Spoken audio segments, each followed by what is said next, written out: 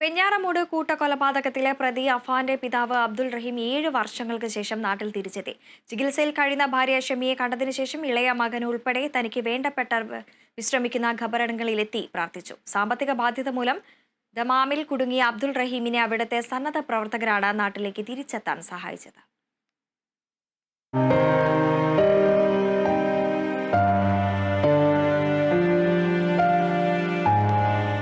ജീവിത ഭദ്രത തേടി കടൽ കടന്നുപോയി 7 വർഷങ്ങൾക്കിപ്പുറം സ്വന്തം നാട്ടിലേക്ക് അബ്ദുൾ റഹീം എന്ന മനുഷ്യൻ പറന്നിറങ്ങിയത് വലിയൊരു ശൂന്യതയിലേക്കാണ്.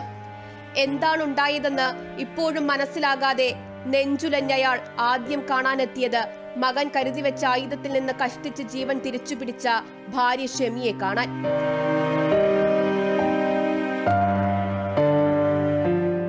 ഇളയ മകൻ അഹ്സാനെ തേടിയ കരങ്ങൾക്ക് പ്രതീക്ഷ നൽകി പിന്നെ അയാൾ പോയത് മകനും അമ്മയും ചേട്ടനും ഭാര്യയും ഉറങ്ങുന്ന മണ്ണിലേക്ക്.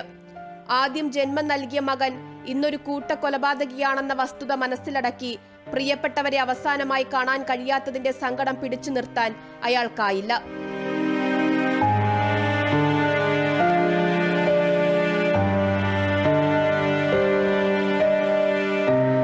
ഇഖാമ പുതുക്കാതെ നിയമപ്രശ്നത്തിലും കച്ചവടം തകരാറിലായ സാമ്പത്തിക പ്രതിസന്ധിയും കാരണം നാട്ടിലേക്ക് വരാൻ കഴിയാത്ത അവസ്ഥയിൽ നിൽക്കുമ്പോഴാണ് കുടുംബത്തിനുണ്ടായ മഹാദുരന്തം റഹീം അറിയുന്നത്. തുടർന്ന് ദമാമിലെ സന്നദ്ധ പ്രവർത്തകരുടെ സഹായം കൊണ്ടാണ് നാടണയാനായത്. ദീർഘകാലം റിയാദിൽ കാർ ആക്സസറീസ് ബിസിനസ്സിൽ ഏർപ്പെട്ടിരുന്ന അബ്ദുൾ റഹീമിന് അതൊക്കെ നഷ്ടമായി. അതിനുശേഷമാണ് 1.5 മാസം മുമ്പ് ദമാമിലേക്ക് വന്നത്. നിലവിൽ നാട്ടിലെത്തിയ അബ്ദുൾ റഹീം ബന്ധുവീട്ടിലാകും താമസിക്കുക.